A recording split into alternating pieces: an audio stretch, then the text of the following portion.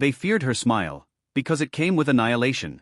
Not because it was cruel or monstrous, or warped by some alien madness. No. They feared it because it was calm. Controlled. Human. It came from a girl who had been erased long before she ever became a threat, a girl who learned how to weaponize grace when the universe gave her no weapons at all. Her name was Sarah Wynne, and in the early records of the Ark Dominion, she was listed as an orphan of classy origin, born in the slums of Meridio Station, a mining colony tethered to a failing moon, where the air tasted of rust and recycled failure. Her mother died in the oxygen riots. Her father, executed by the overseers when he tried to hide rations for her. At 6, she learned not to cry. Not because she was brave, but because crying got you noticed, and noticed children were often taken for training. She learned to smile instead. Softly. Even when she was hungry. Even when she was cold. Even when her ribs ached from beatings by the food line guards. That smile, it was her shield. Her camouflage. Her first weapon. The Dominion's ThoughtCast program eventually found her. Every cycle, their AI swept for children with high deviation pattern logic. Minds that learned too quickly, saw too much, asked too little.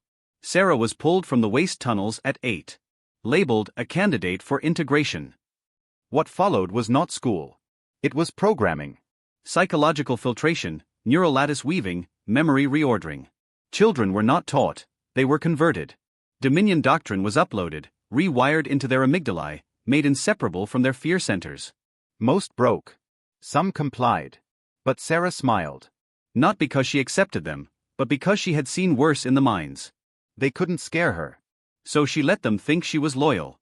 She absorbed everything, every ideology, every tactic, every structure of the empire that claimed to be eternal. She memorized the flaws, the hypocrisies, the blind spots. And then she began to change them. Quietly. Like rust on a blade. By 16, she was already in the Ascendant Corps, the youngest ever allowed to wear the black gold sigil of command. Her instructors praised her discipline, her serenity under pressure, her ability to see 5 moves ahead of any rebellion. They never realized she was building the rebellion in their own systems. She never shouted slogans. Never raised a fist. She simply suggested policy tweaks, adjustments to supply chains, reassignment of key enforcers, promotions to carefully selected officers in dying sectors.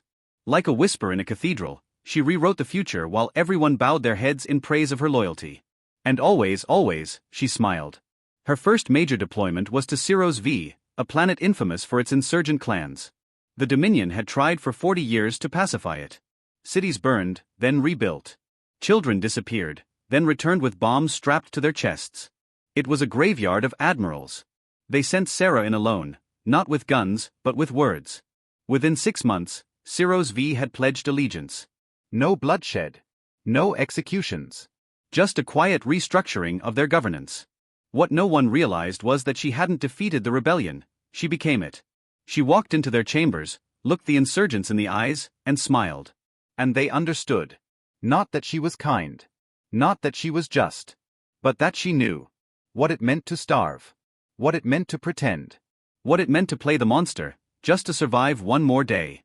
They followed her not out of fear, but because she was what they would have become, if they had been smart enough to wait. Her influence spread like a contagion.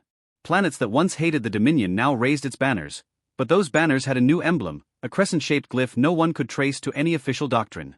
It was Sarah's mark. A silent signal to those who watched, those who waited. The old guard noticed, of course. The high strategos summoned her for evaluation. They asked her what her ultimate loyalty was. She smiled. To order, she said, and they nodded satisfied. They didn't realize she was speaking of a new order, one that would rise from the bones of theirs. And then came the Skyfall event. The Dominion's capital, Astra Prime, was attacked by a fleet no one had ever seen. Ships shaped like collapsing stars, weapons that tore reality along gravitational seams. The Dominion panicked. They deployed everything, orbital cannons, plasma nets, echo fields. Nothing worked. Worlds began falling. It was chaos. Until Sarah appeared. Not on the battlefield, but on every screen. Calm. Composed. Smiling. You built an empire on obedience, she said. But I taught them to think. Now they choose. And with that, the invading fleet stopped. Not because it was defeated, but because it was hers. You see, the fleet had no name in the Dominion archives because it was never theirs to begin with. It was Sarah's, built in the voids between systems, assembled by defectors, insurgents, AI minds liberated from Dominion shackles. She had spent years threading it together, one fragment at a time, hidden beneath the guise of pacification. And now it stood not to burn the galaxy, but to offer it a choice: continue in chains or evolve. The Dominion chose fear. They launched the Oblivion Protocol, a scorched galaxy contingency that would destroy not just Sarah's fleet, but dozens of neutral systems as collateral. It was madness. It was desperation. It was predictable. Sarah had already rewritten the activation codes. The moment they triggered it, their own command cores fused. Internal reactors reversed. Their own ships became coffins. No explosions. No glory.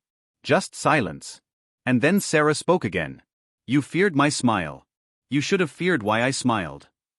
The Dominion collapsed in weeks. Not from invasion, but from decision. Their governors stepped down. Their AI regulators recoded themselves.